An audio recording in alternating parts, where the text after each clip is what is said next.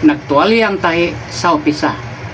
Iba na namang comment ang ating bigyan ng pansin. Comment ito ni Mr. Felix G. Hotohot. Tingnan natin ang kanyang comment.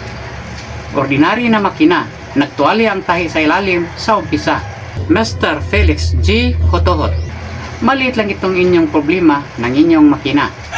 Pero kahit maliit, problema pa rin. Napaka-hassle kung magtahi kayo, sa umpisa pa lang, maperwisyo na kayo. Ang kulang lang sa inyo ay hindi mo alam ang tamang pag-operate o paggamit ng inyong makina. Sa ordinary na makina o may iba pang uri ng makina na kailangan mo itong gawin sa pagsisimula mo sa pagtatahi. Panoorin mo ito.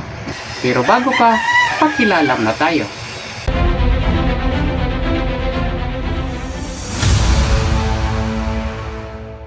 Hello everybody!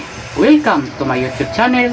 Kung gusto nyo matuto about basic sewing, yung pananahing pangbahay, pwede rin panghanap buhay, i-subscribe nyo ang aking channel, hit the notification bell para updated ka sa susunod ko pang mga video. Don't forget to like, share, and comment.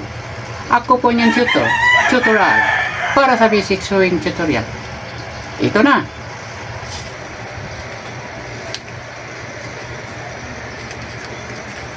Pagdaan nyo dito, ugaliin nyo hilahin ng mabagal ang sinulid, pakiramdaman nyo kung meron bang bigat, baka sobrang luwag.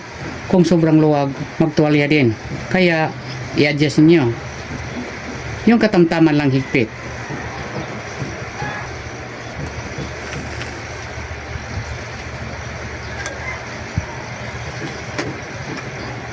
Ganon din, sa pagkabit ninyo ng bobbin case, nang ipapasok nyo ang bobbin sa bobbin case, dito ito dadaan at hilahin nyo ng mabagal. Pakiramdaman mo rin ang kanyang bigat na hindi masyadong masikip. Yung katamtaman lang din, dahil kung sobrang luwag ito o kaya sobrang higpit, pangit din ang kanyang tahi.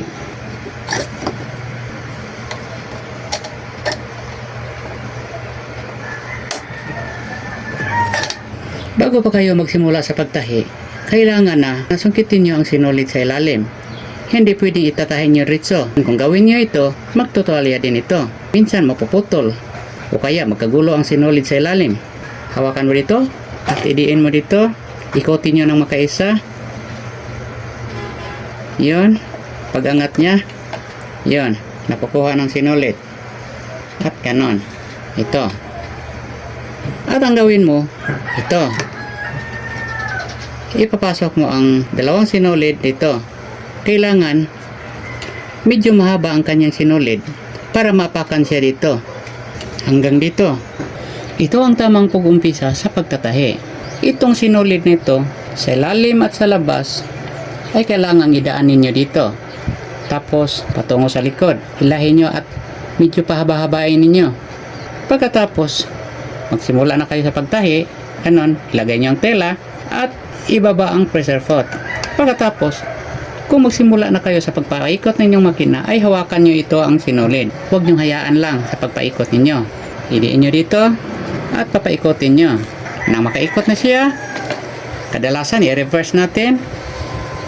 Ganon. Paikotin nyo ng tuloy-tuloy. Ito. Ganon. Hindi siya nagtuwalya. Ulitin natin, medyo haba-habain natin ang sinulid na itinitira. Ganon. At mag-umpisa naman kayo. Ibaba ang pressure pot at hawakan nyo dito.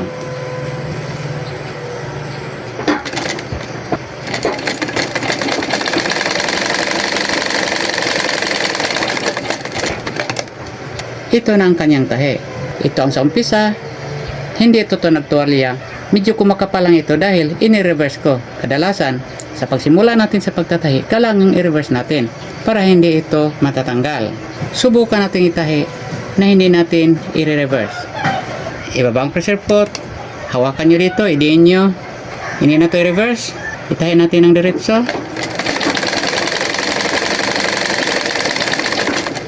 Ito. Kung hindi natin i-reverse, yan, matatanggal ito. Pero kung i-reverse ninyo, ito, hindi ito madaling matatanggal. Ngayon subukan natin ang sinabi mong magtuwalya sa umpisa. Ito ang kadalasan. Halimbawa, magsimula na ka sa pagtahi at hayaan mo lang ang sinulid na kaganon at ganon lang, wala kayong pakialam kung ano ang pagplaster ng sinulid. Iganon nyo at itahiin ninyo. Yun. Subukan natin.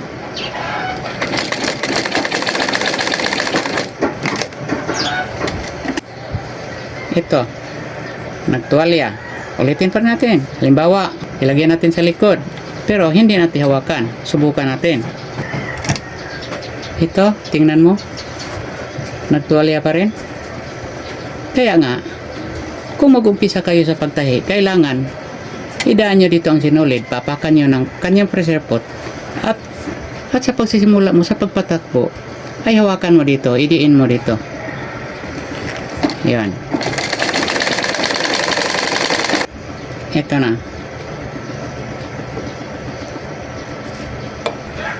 Ganyan lang kadali. Pero, meron namang ibang mga makina na hindi na kailangan. Kadalasan, yung mga high-speed sewing machine ay hindi na kailangan kasi iba ang kanilang pag-ikot ng makina. Dahil itong makina na to, ang ordinaryo na makina, ay pabalik-balik ang kanyang shuttle hook. Samantalang ang high-speed sewing machine ay paikot ito diretso.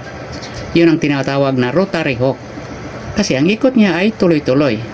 Kahit ano inyong maranasan na inyong makina, makabuhol, pangit ang tahi, magtuwalya, kung meron trouble sa inyong makina, huwag kayong matakot na tanggalin ninyo ito ang shuttle case. Nandyan lang palagi ang diferensya. Minsan, may sinulid na kapasok dito. Minsan, nagluluwag ang babin case. Kaya nga, kailangan tanggalin nyo ito dito at tingnan niyo sa ilalim. Hahanapin niyo kung ano ang nangyari. Huwag na basta pangit ang kanyang tahi, nasisira na yon. Kailangan tanggalin niyo at tingnan niyo sa ilalim ano ang nangyari. Marami na akong video na ipinalabas na pinakita ko kung paano ito tinatanggal at paano rin ito ibabalik. Hindi ko alam kung napanood mo ba yon. Kaya tatanggalin ko ito ulit at ipapakita ko sa inyo dahil para sa inyo ang video na ito.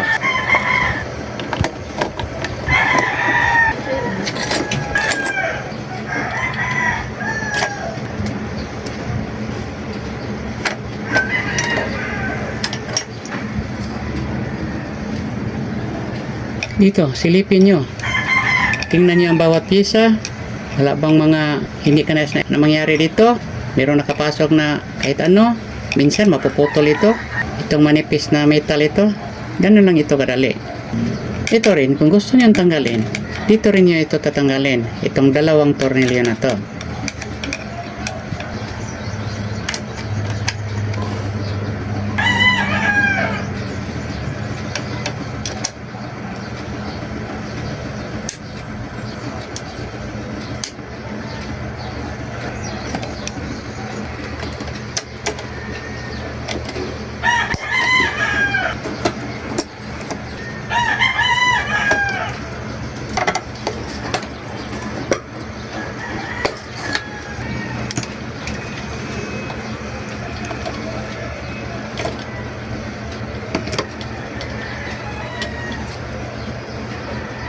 Okay, tapos na.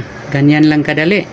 Yun lang ang may turo ko sa inyo, Mr. Felix. Sana'y malutas mo ang inyong problema ng inyong makina. At yayayain kitang manood sa iba ko pang mga video. Marami kang matutunan doon. At sana'y nakasubscribe ka na sa akin dahil para kung gusto nyong manood sa iba ko pang mga video, madali mo rin itong hahanapin. Ako ang yung tutorial para sa basic sewing tutorial. Good luck, good health, God bless.